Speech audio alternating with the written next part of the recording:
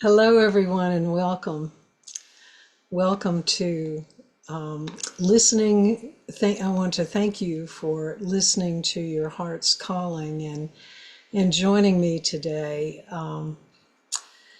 or watching the recording later. We're part of the divine oneness and experiencing a human body, but it's easy to forget the divine part of us. And I'm hoping that during this session and on through life that you are tapping into that part of you, that divine part of you. And today, as we explore this deep topic, the generational trauma and spiritual growth, and I'm smudging the area, and you also might want to light a candle, or if you use herbs, light some incense, or hold a sacred item, because our sacred items are extensions of our soul, so we can do any of those. Today, I'm burning juniper and sage. Juniper in particular is about strength and wisdom and beauty. Beauty in the context of the way the indigenous people use it, not just beautiful to look at, but the beauty from within, the beauty of connecting with the earth, the beauty of all that is. And the sage, as well as the juniper, go deeply into the earth, and the sage claims the land, and in turn the land and the juniper claims us if we open ourselves to that. So with the sage and juniper burning, I'd like you to join me as I call the directions. Let me close this the screen here, and hey Maria, hello to everyone as you're coming in. Thank you for being here today. So I'm going to start with calling the directions, and if you, as I said, if you have a sacred item, hold that, or light a candle, or burn sage as we sit and come together in ceremony, starting in the center.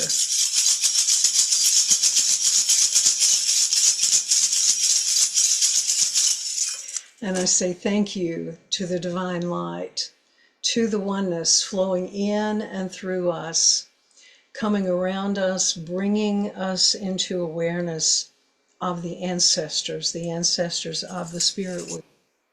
And we say thank you to all that energy from the beginning. And I turn to the east.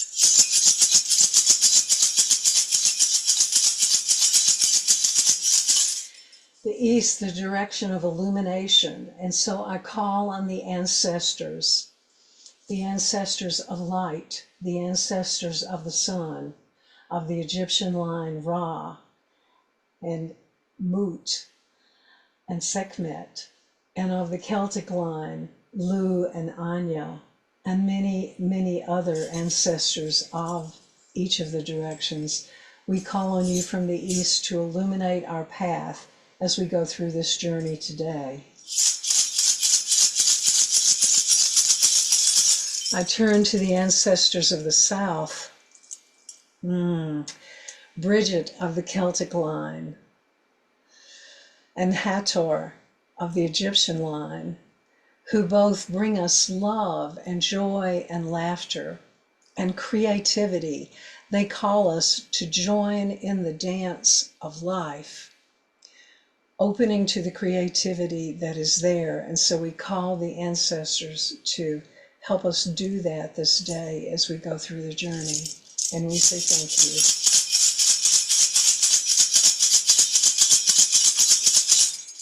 And I turn to the west, the direction of the setting sun and darkness. And there in the west, Sekhmet and the Morrigan come to greet us along with the black bear, so that we may go into the cave with the black bear and sit in introspection, guarded by the fierce warrior goddesses who hold us in safety as we go through the introspective journey. And as we move from the west, we take that knowledge that we learned from the ancestors as we sit in that darkness and move to the north.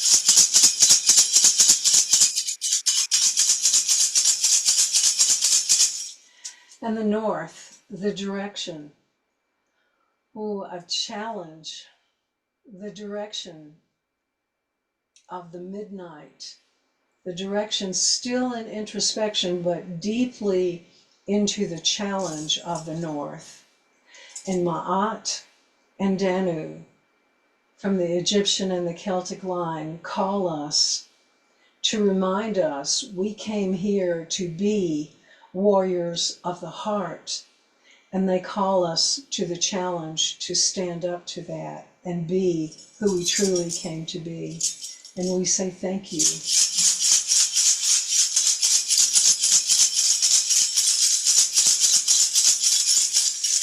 And I come full circle back to the center and say thank you to the sun and the moon, to the stars, to the Milky Way, who enlighten us, who send us the vibrations to help us on our journey, to help us on our path. Thank you, thank you. And I reach down to the earth, to Mother Earth, connecting with the earth, connecting with her guidance, listening to the voice of the earth as she takes us on our spiritual journey of life.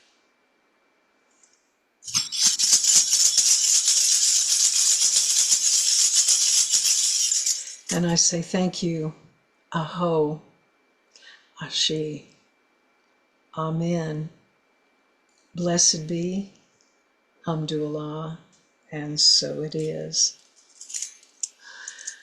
And I welcome you, each and every one of you who are here today, and those of you who will watch the recording later. Happy Beltane.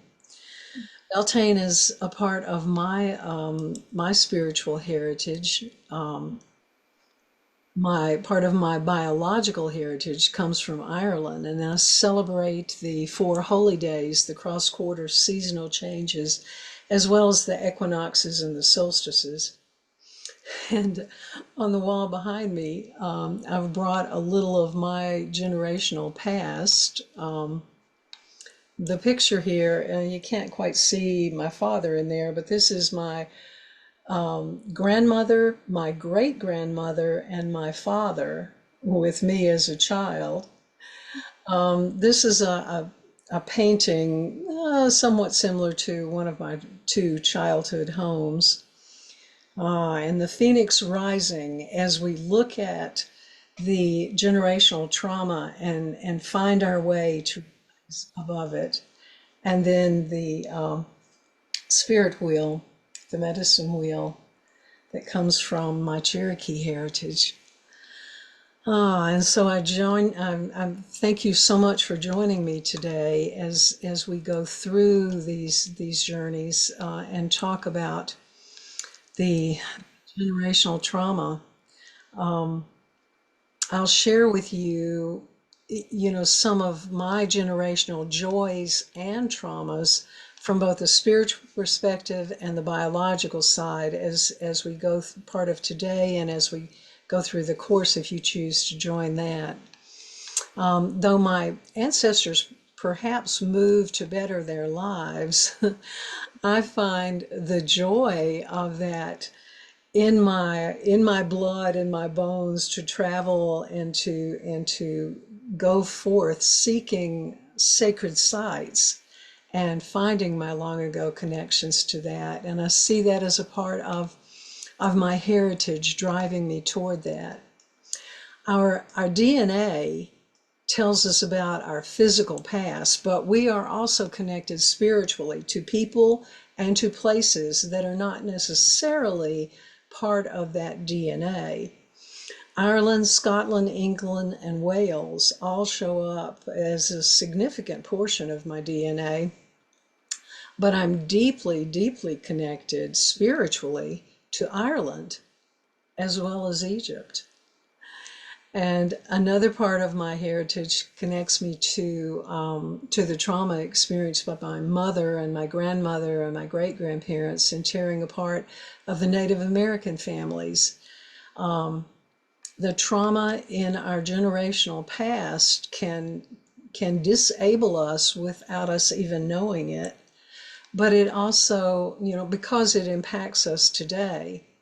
But as we connect to our spiritual path, we may be able to use that trauma to strengthen and enhance that journey. So I want to share with you a quote that came from the Daily Om from, at least a couple of years ago, but it's an old, I think you'll recognize it, or at least part of it. The facts of life are not written in stone, but in invisible ink. Facts are not fixed, they're mutable and ever-changing. The more you release, the more you grow, and the more your soul will evolve.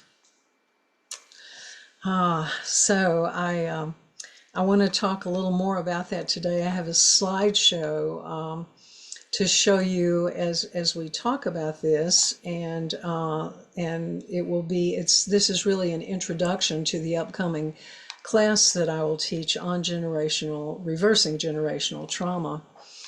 So in preparing for today's talk and the course, I do look at astrological occurrences in that movement. April has been a whirlwind of eclipse energy, Mercury in retrograde, and lots of other planetary alignments that very well may have brought upheaval and change into your life. Now, as we move into May, we can take a deep breath and slow down and focus on where we want to go from here. We can take time now to replenish and build a foundation for our healing. Tomorrow, Thursday, May the 2nd, Pluto will go into retrograde and bring us the vibration to unearth things that are hidden, like our generational traumas.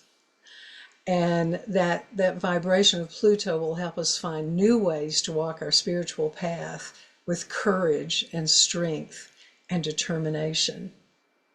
And the timing on this course, though I didn't specifically plan it to the moon phases, this is where it fell. So next week, with the first week of the course, we start with a new moon. And about halfway through, there will be a full moon, and shortly after the course, another new moon. So we go into those cycles of a new beginning, the new moon, a new beginning, and looking at that and seeing what we can do and build up our purpose and our direction. And we come to a full moon, and it's ready to manifest. So I hope that you will join me on that journey. And even if you don't, think about those phases of the moon and those phases of astrology because of the vibrations that they bring to us. So before I start the slideshow, let me open the floor for just a minute and see if anyone has any questions or comments before we move forth. If you haven't taken one of my webinars or classes before, I do talk through, but I'm also open to you. If you have a question in the middle of the slideshow, feel free to unmute yourself and ask a question. And occasionally I may remember to stop and ask if you have questions. But even if I haven't, feel free to unmute and ask a question. Any comments before I move forward? Everyone's silent today. Okay. Well, as I said, feel free to stop if you do have a question anywhere along the way. So the topic of the day, generational trauma. So the question that I have for you is, how does your generational trauma impact your spiritual growth? It certainly has impacted my life, and was a driving force behind, I think, behind my early move toward spiritual growth. And I relate that in part to the trauma that was so strong in one side of my family. So the question when we begin to look at generational trauma is, who are we? Are we the adults we thought we would grow up to be? Whether we know it or not, that ancient memory, that generational history behind us influences how we live our lives. Our challenge is to remember who we are, to remember why we came here on earth, to discover that and then remember it and hold on to it. The question behind that is, are we more than our culture and our family values? I think so. So many ask, are we simply humans living on planet Earth, or perhaps we're spiritual beings having a human experience? The French priest and scientist Descartes said that somewhere around 1900. So it's a very long time ago that someone, vocalized that we are spiritual beings just having a human experience. This humanness is not all that there is. But how do we transform those things that happen to us in this human life that block us from living fully to our sacred path? If we can remember who we really are, we might be able to connect with our soul's purpose and discover our reason for being here on earth. Remembering who you are is a part of connecting to your soul's purpose, because connecting to that, to the divine oneness, to that other world, is to awaken your soul memory and open your heart so that you may weave your life experiences with the ancient memory. You can awaken the stories of your ancestors, even though they're long gone. You can discover messages and stories of generations past, and you can heal and work with 7 generations behind you and 7 generations in front of you. Regardless of whether they're your biological children or biological parents and grandparents, we are part of multiple generations as we live our lives. So we can seek that ancient memory by exploring our own human generations. Our grandparents and multiple grandparents back passed down physical traits to us, but they also passed down a lot of culture. They passed skills, tools, recipes, values, belief systems. So looking at some of their stories can help awaken us to why we do some of the things that we do. So what are you passing on to the future generations? What were you born with? How much of that did you bring from your ancestors and past incarnations? And what twist have you put on that with your own personality, your own ego, your own life experience. How has that changed as you've moved along in time? So, what are some methods to embrace our past generations and perhaps our past lives? We can find that wisdom consciousness and find our own unique gifts and find our path to be of service to others by really looking deeply at that wisdom of our ancestors. I watched a video today with my grandsons, and the title of it was something like Elephant Mothers Sending Wisdom to the Future Generations. And they talked about how, we are not, humans are not the only ones who pass down our values, that animals too pass those down to the next generations. So transforming and healing our generational trauma can directly impact what we're doing today, because it's there. It may be under the surface, you may be unaware of it, but it's impacting us. And so transforming that generational trauma can make a difference in our day-to-day lives. So what I want to talk about is linking the ancient memory that is transmitted through the Celtic spirit wheel to help us embrace our past and our future.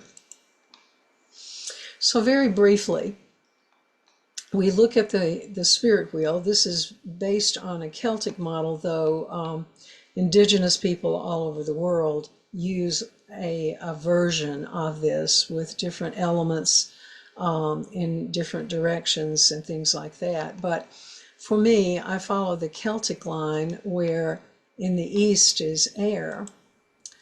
And a journey through the medicine wheel can help awaken some of that ancient knowledge, awaken your soul's memory. The east is about birth and that soul memory that comes in with us. The south is about human life that clouds our soul's purpose because we get caught up in the... Excuse me, Uh-huh. Go ahead. Peggy. Yes. Are you intending to show us something on your screen? Because all I see is black, and I wonder if others might be seeing the same thing I am. Um, it's showing up on mine as there. Anyone else? Give me a thumbs up if you can see it. Okay. Others are seeing it. One thing that, Okay, I'll check mine. yeah, you might leave the meeting and come back in, and perhaps that will make a difference. Technology. I see it now. Thank you very much. Oh, good, good. Okay, wonderful. Um, I will post this recording, and so you can go back and look at those slides. Also, if anyone can see where we're going through it. So we start in the east with the birth, which is where our soul memory comes in with us, and then we get clouded from our soul's purpose as we live our human life, and we move into the west. Once we move out of that constant activity in the human life, we're able to move a little bit into introspection, and we can sit back and pay attention to a little more than just the human life. And from there, we're able to move to the north, because we begin to remember who we are as we work with that introspection. So let's take a little journey around the way. In the East, we're born with that soul memory of who we really, really are. Newborn babies may not talk, but they do remember. But as we begin to walk and talk, the memory of our divine source began to fade and earth became our focus. But that memory is still within us, still existing in our bones. Indigenous Native Americans have a teaching where if we can learn to become the hollow bone, we can connect with that divine source. And even Western culture has a version of saying that. I knew it in my bones. Have you heard folks say that? So the physical process of our creation in our mother's placenta pulled in the mineral element that created those bones that are inside us. And that mineral element is the principle of creativity. The bones, the very bones inside us, are a resource for the stories and the memories of our past. The gift is remembering. And the bones of the earth are stones. So part of your journey to remember who you are could possibly be listening to the stones of the earth until you can begin to access that inner knowing with your own bones. So we move from childhood in the East toward that element of fire. And in that journey to the South, we don't remember much about unconditional love, that divine love. We get caught up in the human aspect of love. And there is human love. It just is not to the extent of unconditional love. So we learn about love from our parents and from our ancestors. And so we are unaware most of the time that we're following generational patterns because we get our understanding of what love is from our parents who got it from their parents who got it from their parents. And so what we typically have in the form of love is a love that has a lot of judgment and a lot of conditions and a lot of expectations. So we have to step beyond that human love before we can really deeply connect with ourselves. So we're born into this emotional traumatic world. And right from birth, we form our first judgment because we're being born, we're being torn from our beautiful, watery garden. And so that first thought, that first judgment begins to cut us off from our divine origin. We're uncomfortable being torn apart from that home. And we spend our entire life trying to make someone else make us feel whole again. And that feeling that is so much a part of our human existence, feeling creates a chemistry, what we call an emotion. And those emotions very typically fall into fight or flight. So the fight aspect is, the result of anger and hate and emotions like that. And the flight or the running away is generally of fear and resentment. So those feelings come into play, and we are unconsciously following patterns from our ancestors, and we take those emotions and carry them into our thoughts, but our thoughts become things. What we think becomes our reality. And so we unconsciously manifest our thoughts into the world. So the human love and judgments and expectations cloud our soul's purpose.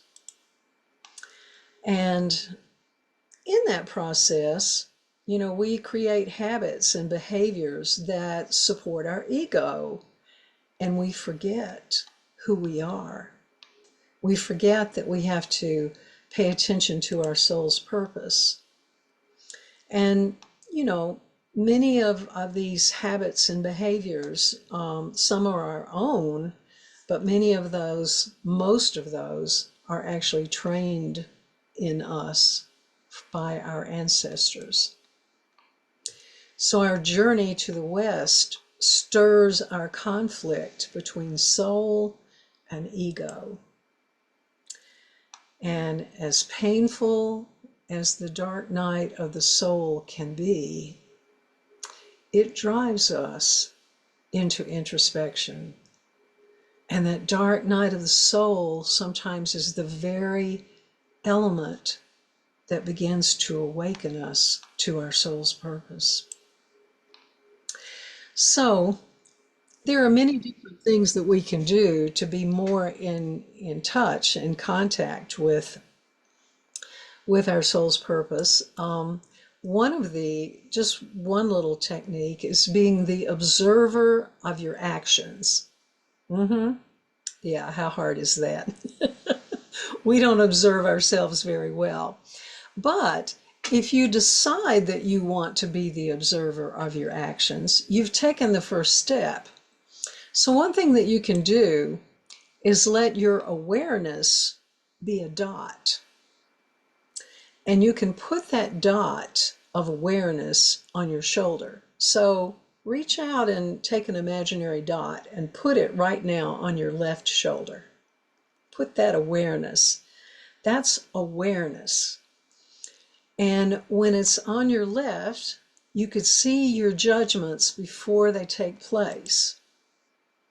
It sees before we judge, before we step off into saying words that we don't really, that we wish we hadn't said, and things like that. When the dot is on the top of the head, you're seeing things as they happen, and the dot on the right is after it's already happened. So we're not going to continuously probably keep that dot on our left shoulder. We'll forget. But when we catch ourselves doing something unconsciously, repeating some old patterns that are not who we are today, but we don't, you know, unconsciously they jump back in there. An old fear, an old anger. So when that happens, just put that dot back on your shoulder again, and once again, be the observer. No criticism of yourself. Just put that dot and start again. With every breath, start over again. So pain and joy move us into introspection. And as we begin to question the world, as we grow, we start to question the world around us. And the upheaval of the world reminds us that maybe we need to remember who we are. That introspection is where we visit our ancestors and listen to their voices that push us toward stepping into the north, remembering who we are. And as we can move into the north, it's time to let go of those self-limiting behaviors, letting go of our reactions that subdue our memory, and step into action, not reaction, because the reaction blocks our connection to the divine. So there are many ways to remember. You have to first be aware that you're having trouble remembering who you are, and start that process with the dot, paying attention to what you do and what you say and what you think. But there are methods to work through this, working with the earth, through crystals, rocks, energy from that, working with sacred sites, working with sacred geometry. All those are good paths to help you remember your ancestry. And then there are healing modalities like past life regression or timeline healing, which is one that I'm a practitioner of timeline healing. And then there's sound healing and toning and chanting and hands-on healing and meditation. Again, something that meditation is something I teach. This is my daughter sitting at the pyramids in Egypt, meditating on her experience in the pyramid. So, working with crystals can be many different ways. You may collect crystals. I have crystals all over my house. Every place I go, I pick up a rock. And sometimes there are specific ones. I wear, I don't know if you can see it on me, I wear a moonstone almost every day because it helps it's that connection between heaven and earth and helping me be more aware of both aspects. And so you may choose very specific crystals that have certain properties and work with those, or perhaps you get some hands-on body work with crystals.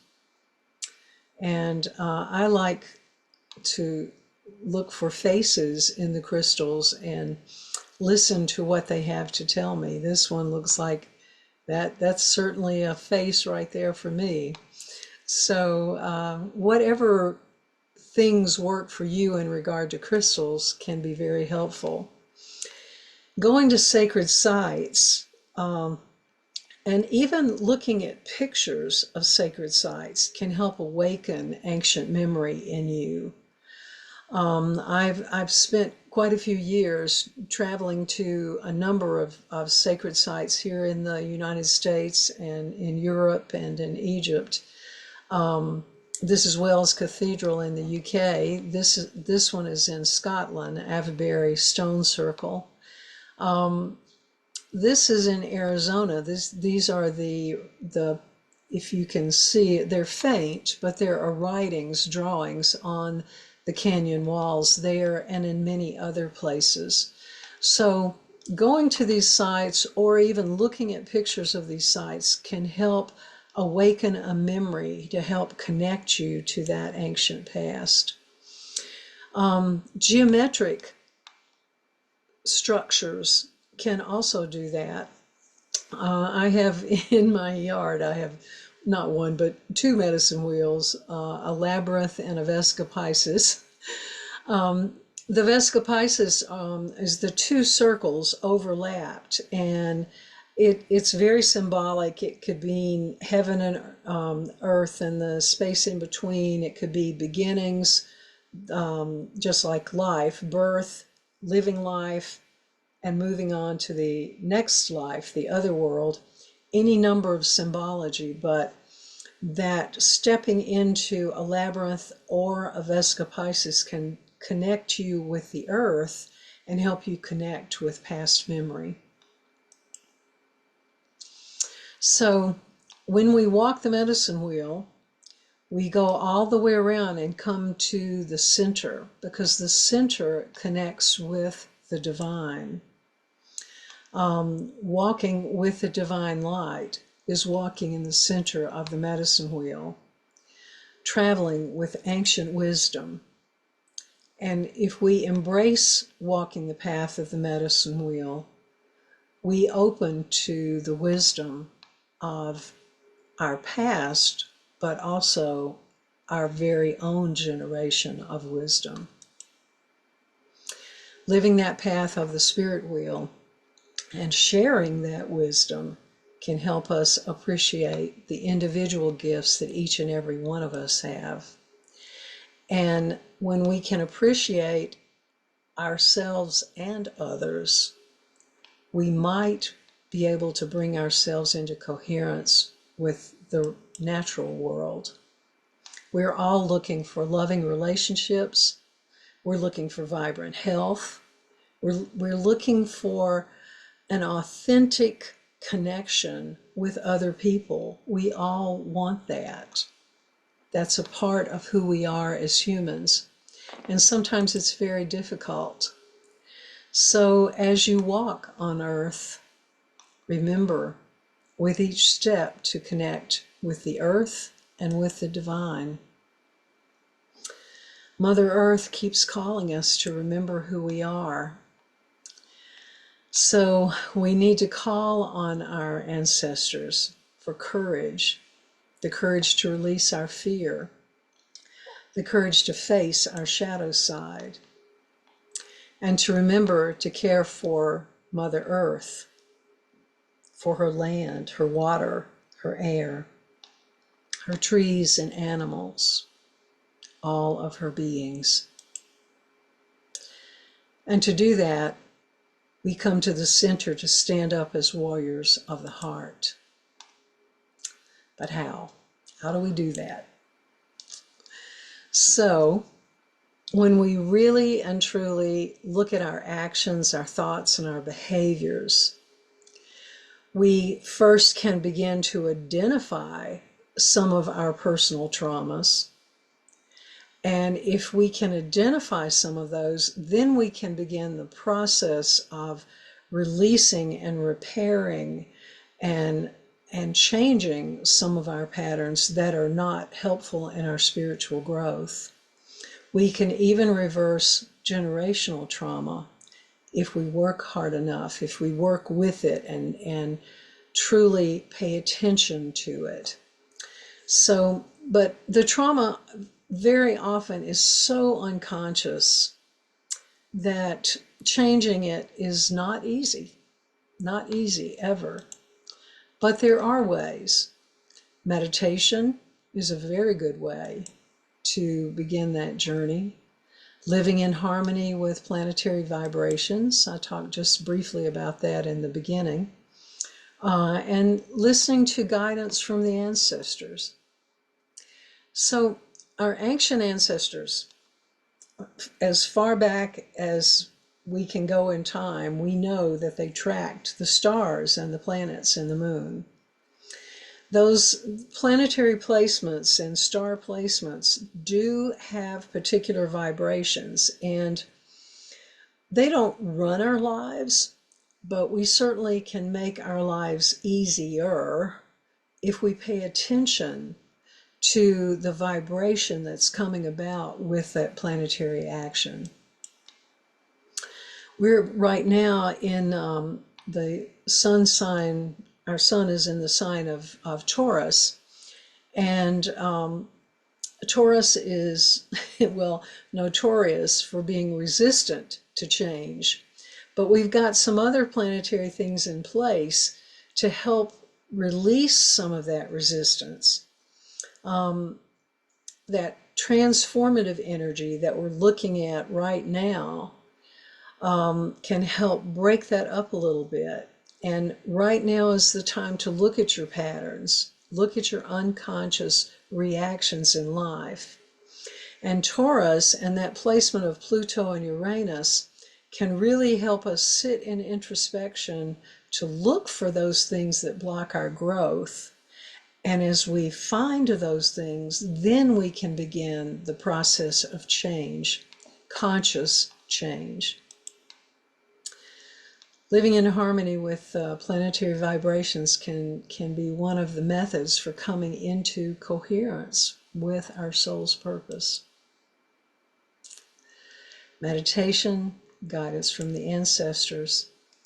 So today I want to take us on a short journey with our ancestors and with our guides. But before we do that, let me stop the sharing for just a moment and ask if you have any comments or any questions before we go into the meditation time.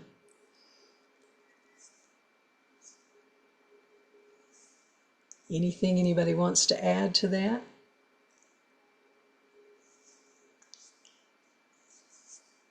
It's a time for questions. Okay, then let me go back to sharing my screen. So this is like an entryway into the other world. So we're going to take a little short journey with our ancestors and our guides. A journey through time, a journey through space,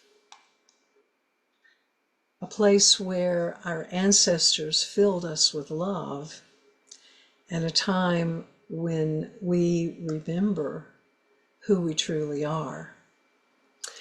So get yourself settled, and you might want to close your eyes, or if you prefer to leave your eyes open, focus on the dream catcher, and let the messages come through that dream catcher into you and through you and with you.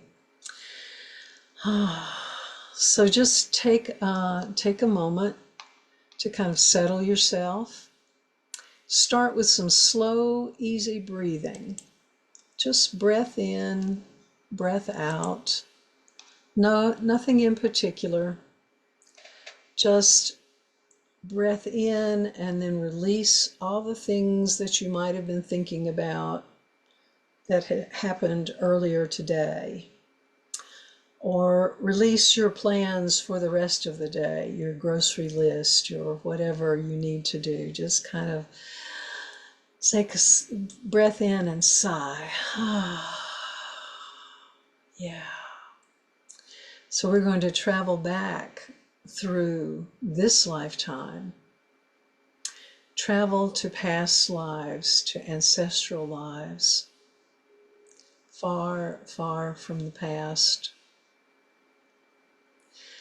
And as we travel back to that place where our ancestors lived, we want to bless those ancestors. We want to send out healing to them, send out love, send out forgiveness. So we travel back, we travel back, we travel back.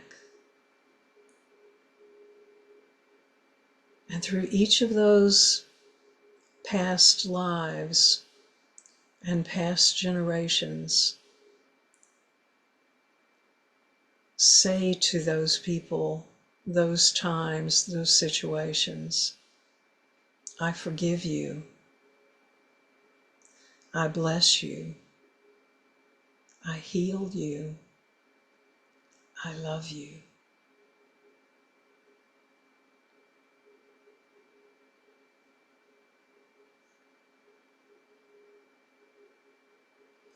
And take a slow, deep breath in and breath out. And with your next slow breath, move forward in time. Move to the birth, your birth of this life. Move to the year that you were conceived.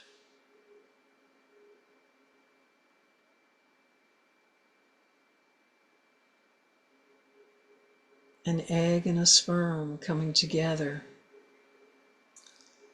But your grandmother produced the eggs that went into your mother. And from the year that you were conceived, the time that you were conceived, moved forward into the time and the year that you were born.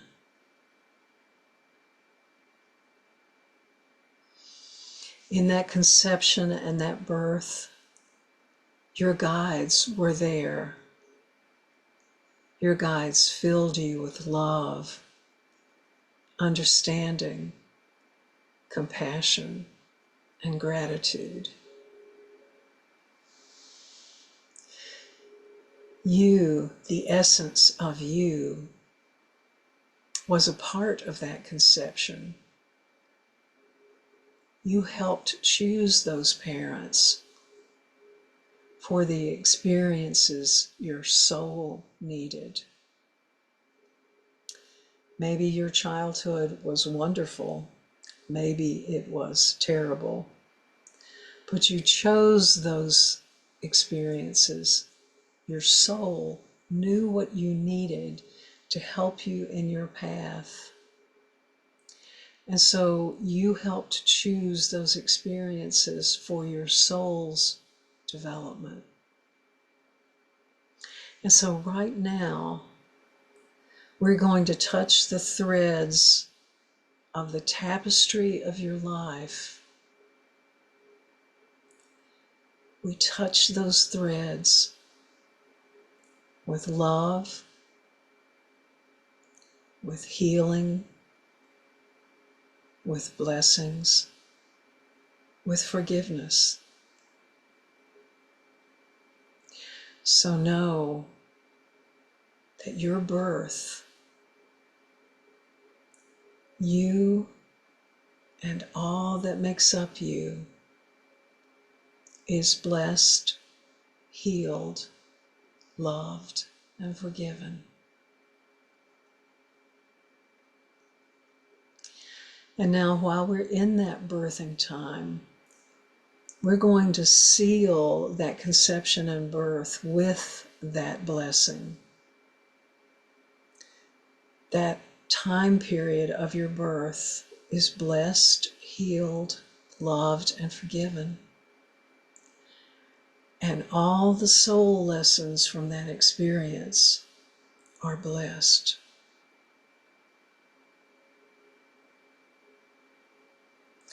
And we're healing across time. We and all of our spirit guides offer healing. So, metaphorically, we reach our arms underneath all the past lives, all the past ancestors, and all of our life in this lifetime. We reach our arms underneath all of that, and from our hands flow forgiveness, healing, blessings, and love. And we call in God's golden, radiant, loving light, seeing it fill the past, healing and cleansing and purifying all the events of our training, all of those needed experiences, the experiences of uncaring and separation and fear and doubt and lack. And we are now sealing the space around all of those past events. That means that everything your soul wants to learn about this experience is being completed right now in this time period. And so we ask that soul lessons be completely healed so that no imprints or influences from our past be allowed into our future lifetimes, including the rest of this lifetime. So take another deep, slow breath, saying thank you as you take it in.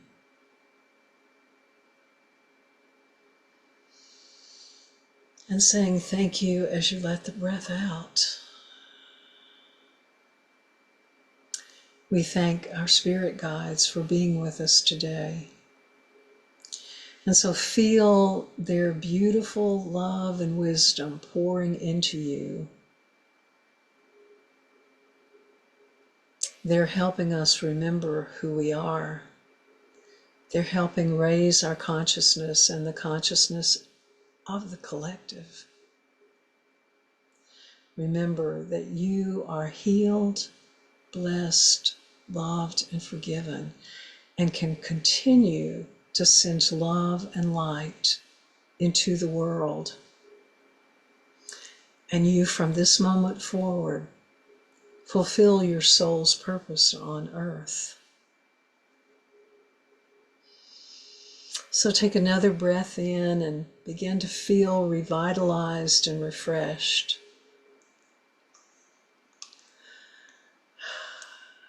think through this journey. And bring your hands together at your heart, saying thank you for the journey. And now put your hands on your chest and just drag your hands down the front of your body, brushing yourself kind of at your knees, kind of flick it off into the earth. Let Mother Earth take that. And kind of stretch and move your shoulders and your arms and slowly open your eyes. And as you open your eyes, notice the light around you. Become aware of the beauty of the earth.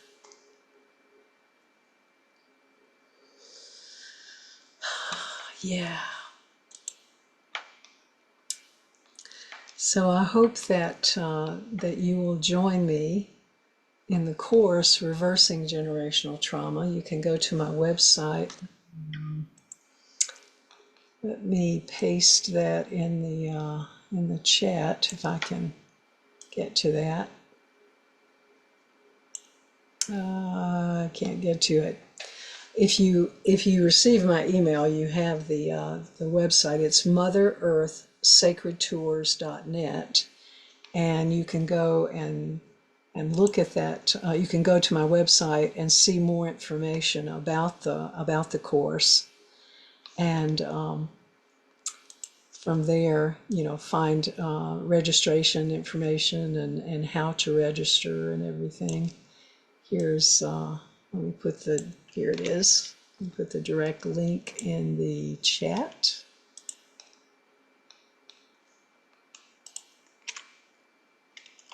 There we go. You can copy and paste that, or you can click it and it will open that in another browser right now. But do you have any questions, any comments about what we did today? That was really nice, Peggy.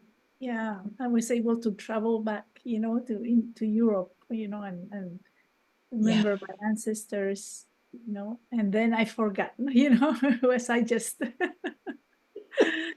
just left it there. But it's really, really nice. And the next classes will be an hour and a half. Like how long more? About 2 hours, three Oh, 3 to 5 Eastern time. Yeah, it'll be about, and we'll have more discussion, and we'll have the slideshows and meditation and discussion as we get into the class. So Yeah. all of them will have a meditation. Yes, Towards yes, you. yes. All will have a meditation, and they'll all be recorded so that if you want to watch it again, you can do that, or if you can't attend one, you can see the recording. Yeah. Thank you so much. No, I really enjoy it. And you start becoming much more aware, of places and starting to think. I remember when we were in Spain once with my husband, I said, I was here before, and the same thing happened to me in Argentina. It was like I felt, I knew, I don't know, it was hard to tell how, but it was like I knew those streets, Yeah, yeah, balconies, the cobblestones, yeah. yeah. And with that memory of a location, Mhm. you get memory of other things coming up, because it triggers one memory, triggers another memory. Yeah, the same happened to me in Lake Titicaca in one of those temples. It was Hmm. amazing. It was like, wow, I felt very emotional, Hmm. yeah. Yeah. Oh, it's beautiful. Yeah. Anyone else? Any comments? Love the part. I'd forgotten that the grandmother is the origin of your eggs, if you will. And um that's just that concept is just wonderful. I've heard that before, but not for a long time. And it is I don't know, it stirs some things in terms of connecting to generational things. It was a nice beginning. I really enjoyed it. Thank you, Peggy. Yeah, good, good. Thank you. Thank you for being here. Any other comments, anyone?